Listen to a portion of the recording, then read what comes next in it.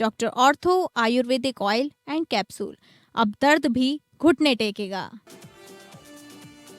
आज बजट सत्र का 9वां दिन, सरकार और विपक्ष के बीच गतिरोध जारी, विपक्ष ने किया जोरदार हंगामा।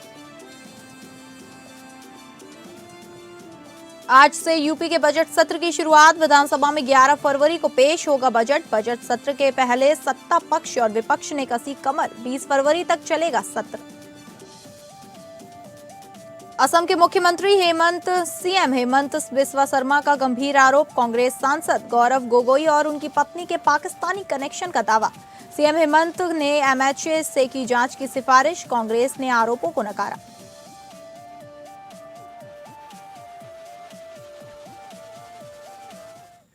नमस्कार, आप सभी का स्वागत है टॉप अपडेट पे। मैं हूं आपके साथ शालिनी राणा। शुरुआत करेंगे टॉप अपडेट की। असम के मुख्यमंत्री हेमंत बिस्वा शर्मा ने कांग्रेस सांसद गौरव गोगोई पर पाकिस्तान के कथित संबंधों को लेकर गंभीर आरोप लगाए हैं। सीएम शर्मा ने कहा कि एसआईटी की जांच के बाद पूरे मामले को विस्तृत जांच के लिए केंद्रीय गृह मंत्रालय को भेजने का फैसला किया गया है। उन्होंने दावा किया कि गोगोई एक प्रतिनिधि मंडल के साथ पाकिस्तान हाई कमीशन गए थे, जहां उनकी मुलाकात तत्कालीन पाक उच्चायुक्त अब्दुल बासित से हुई थी। शर्मा ने गोगोई की पत्नी के पुराने कार्यकाल का भी जिक्र करते हुए सवाल खड़े किए। प्रेस कॉन्फ्रेंस में उन्होंने कहा कि यदि किसी सांसद का पाकिस्तान से संबंध सामने आता है तो ये बेहद दुर्भाग्यपूर्ण और गंभीर विषय है। फिलहाल इन आरोपों पर गौरव गोगोई या कांग्रेस की ओर से कोई विस्तृत प्रतिक्रिया नहीं आई है। मामला भी आरोपों और जांच की प्रक्रिया में है और आधिकारिक निष्कर्ष आना बाकी है।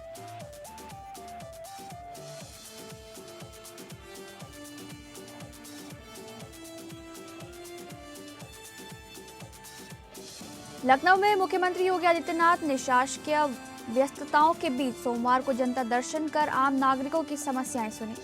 हापुड़ से आए 2 सैनिकों ने जमीन पर कब्जे की शिकायत की, जिस पर सीएम ने स्थानीय प्रशासन को तत्काल जांच और सख्त कार्रवाई के निर्देश दिए।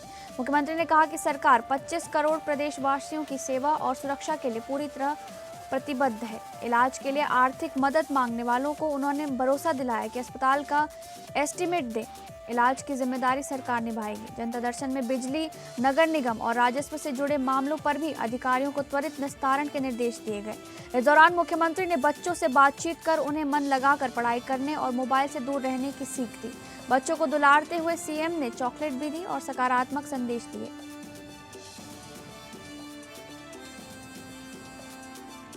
विदिशा जिले की सिरोज तहसील में उस वक्त लोग हैरान और खुश भी हुए जब एक पढ़ी लिखी दुल्हन को बैलगाड़ी में बिठाकर उसके ससुराल लाया गया। खास बात यह रही कि दूल्हा पेशे से डॉक्टर हैं और दुल्हन ग्रेजुएट होने के बावजूद दोनों ने दिखावे से दूर सादगी को अपनाया। आज के दौर में जहां लग्जरी कारों और भव्य शादियों का चाल चलन बढ़ता जा रहा है, वहीं इस जोड़े ने संस्कारों की राह चुनी। बैलगाड़ी को बारात का हिस्सा बनाकर उन्होंने पुरानी परंपराओं को फिर से जीवंत कर दिया। ढोल नगाड़ों की थाप पर गांव और शहर के लोगों की मौजूदगी में दूल्हा दुल्हन बैलगाड़ी में सवार नजर आए। ये नज़ारा हर किसी के चेहरे पर मुस्कान ले आया। सादगी भरी शादी ने समाज को एक अलग और सकारात्मक संदेश दिया।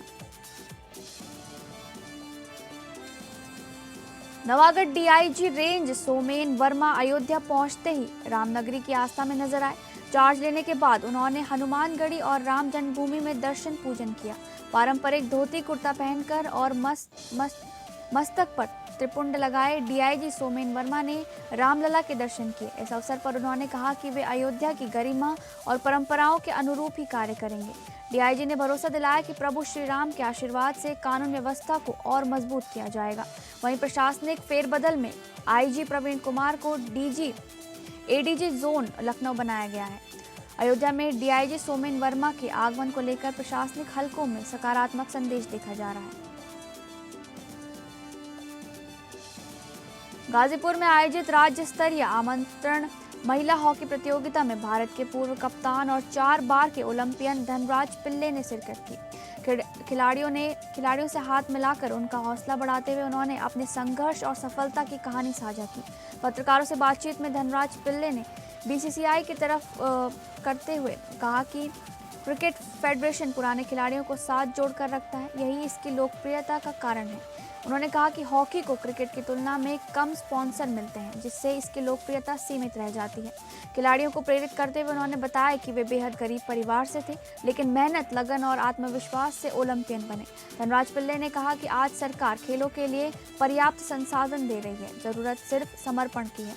उनके आगमन से प्रतियोगिता में शामिल महिला खिलाड़ियों और खेल प्रेमियों में जबरदस्त उत्साह देखने को मिला। हमीरपुर जिले के मुस्करा थाना क्षेत्र के बिहूनी गांव में देर रात तेज रफ्तार ट्रक अनियंत्रित होकर परचून की दुकान में जा घुसा। हादसे में दुकान के अंदर मौजूद दुकानदार की मौके पर ही दर्दनाक मौत हो गई। दुकान के बगल में सो रहे अन्य लोग हादसे के वक्त बाल बाल बच गए। टक्कर इतनी जबरदस्त थी कि दुकान पूरी तरह क्षतिग्रस्त हो गई। हादसे के बाद ट्रक चालक वाहन छोड़कर मौके से फरार हो गया। सूचना मिलते ही पुलिस मौके पर पहुंची और शव को कब्जे में लेकर पोस्टमार्टम के लिए भेज दिया गया। पुलिस फरार चालक की तलाश में जुटी हुई है और मामले की जांच कर रही है।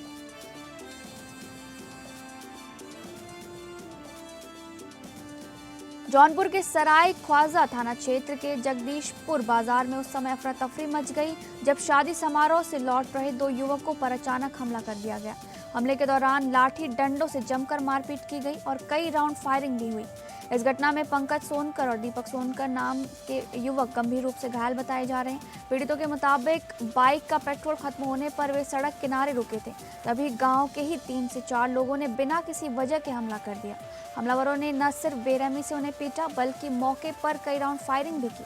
फायरिंग के दौरान एक युवक को गोली लगने की आशंका जताई जा रही है। हालांकि डॉक्टरों का कहना है कि फिलहाल गोली लगने की आधिकारिक पुष्टि जांच के बाद ही हो पाएगी। घटना की सूचना मिलते ही सराय ख्वाजा थाना पुलिस मौके पर पहुंची और मामले की जांच शुरू कर दी गई। पुलिस का कहना है कि घायलों के बयान और मेडिकल रिपोर्ट के आधार पर आगे की कानूनी कार्रवाई की जाएगी।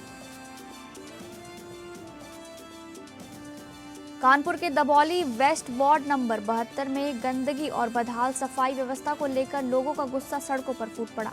आक्रोशित स्थानीय लोग ढोल मंजीरा लेकर सड़कों पर उतरे और जोरदार प्रदर्शन किया। प्रदर्शनकारियों ने महापौर, स्थानीय विधायक और क्षेत्रीय पार्षद के खिलाफ तख्तियां लेकर नगर निगम की लापरवाही पर नारेबाजी की। लोगों का कहना है कि इलाके में वर्षों से सीवर भराव, जल भराव और टूटी सड़कों की समस्या बनी हुई है। आरोप है कि कई दिनों से कूड़ा नहीं उठाया जा रहा, नालियां जाम है और दुर्गंध से जीना मुश्किल हो गया है। बार बार शिकायत के बावजूद जिम्मेदार अधिकारी कोई सुनवाई नहीं कर रहे हैं। ढोल मंजीरे की थाप पर प्रदर्शनकारियों ने चेतावनी दी कि जल्द सफाई व्यवस्था दुरुस्त नहीं हुई तो आंदोलन और तेज किया जाएगा। कानपुर की पनकी 2 HDFC बैंक ब्रांच में एक महिला कर्मचारी और ग्राहक के बीच भिड़ंत का वीडियो सोशल मीडिया पर वायरल हो रहा है। वीडियो में देखा जा सकता है कि ग्राहक की मामूली बात पर महिला कर्मचारी आग बबूला हो गई। उसने ग्राहक के साथ अभद्रता करते हुए अपने को ठाकुर बताते हुए धमकी देना शुरू कर दिया। आसपास मौजूद लोगों ने समझाने की कोशिश की, लेकिन वो नहीं मानी। घटना बैंक के अंदर हुई, जिससे अन्य ग्राहकों में भी डर और असमंजस फैल गया। वायरल वीडियो ने बैंक की छवि को नुकसान पहुंचाया है। अब ये मामला सोशल मीडिया पर स्थानीय चर्चा का विषय बन गया है।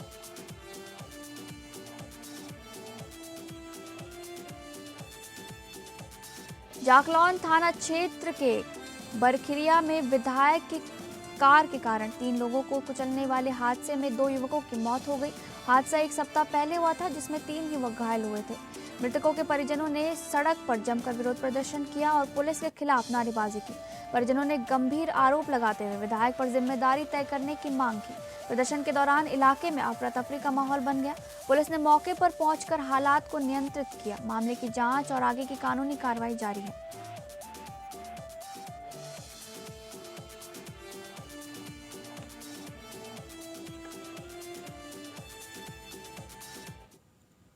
यहाँ पर रुकेंगे छोटे से ब्रेक के लिए, तब तक आप हमारे साथ बने रहिए।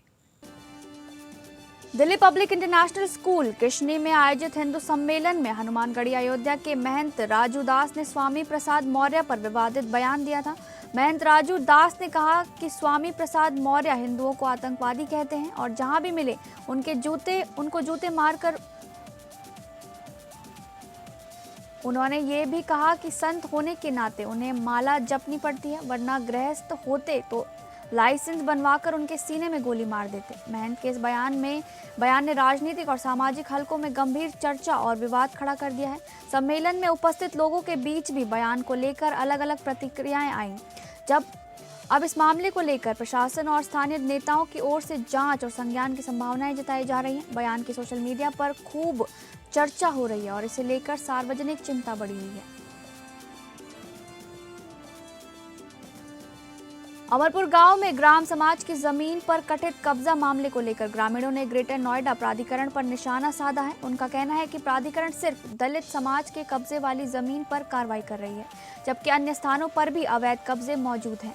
ग्रामीणों ने कहा कि ग्राम समाज की जमीन पर किसी भी जाति या धर्म के व्यक्ति का कब्जा गैर कानूनी है और कार्रवाई सभी पर समान रूप से होनी चाहिए। उन्होंने प्राधिकरण पर पक्षपात का आरोप लगाते हुए कहा कि एक तरफा कार्रवाई से समाज में नाराजगी फैल रही है।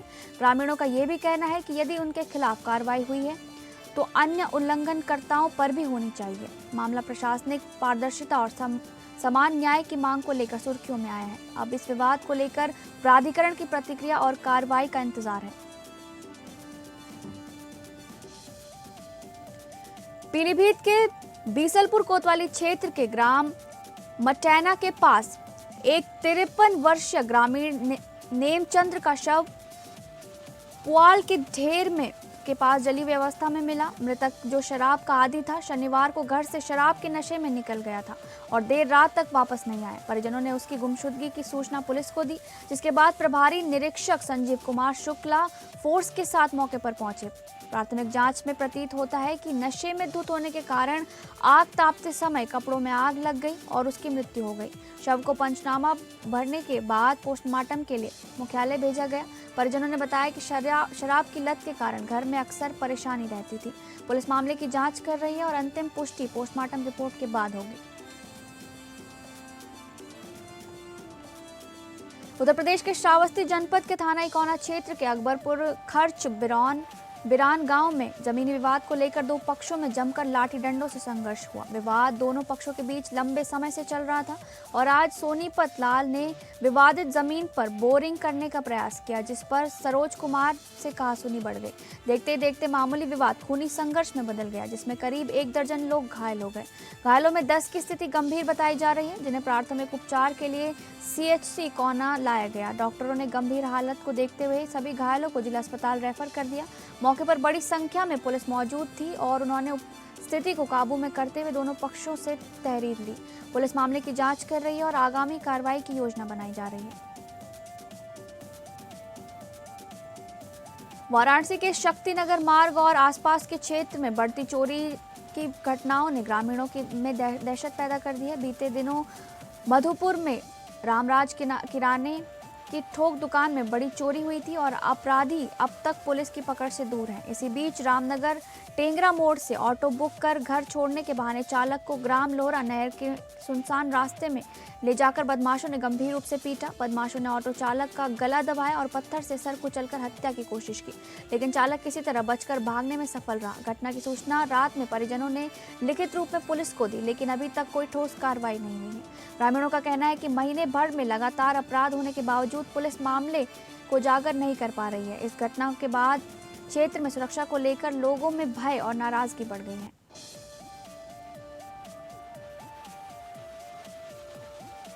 कुंडेश्वरी चौकी क्षेत्र में डकिया नंबर 1 में आज सुबह करीब 8 बजे खनन सामग्री लदे वाहन के नीचे आने से बाइक सवार जयपाल सिंह की दर्दनाक मौत हो गई। जयपाल अपने घर से बाइक पर सवार होकर कहीं जा रहे थे, तभी घर से कुछ ही दूरी पर पीछे से आ रहे वाहन की चपेट में आ गए।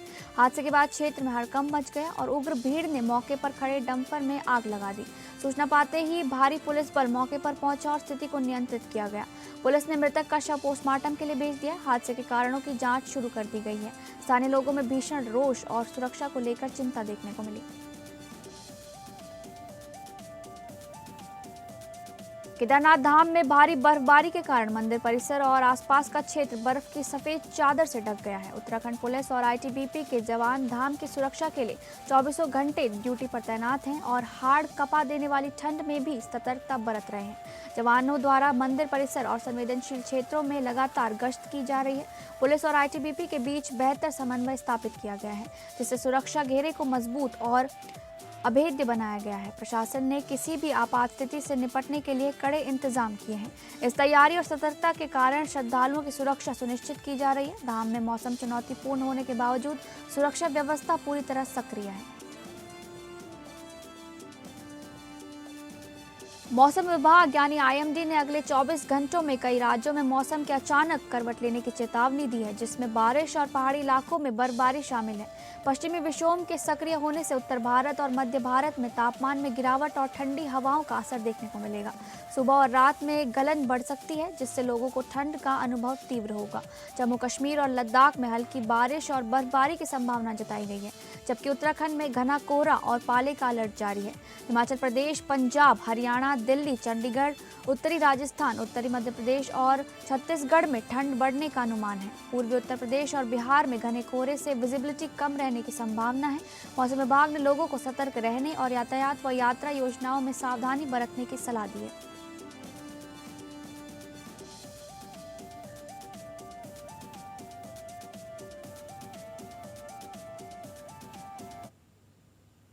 फिलहाल टॉप अपडेट में बस इतना ही। नमस्कार।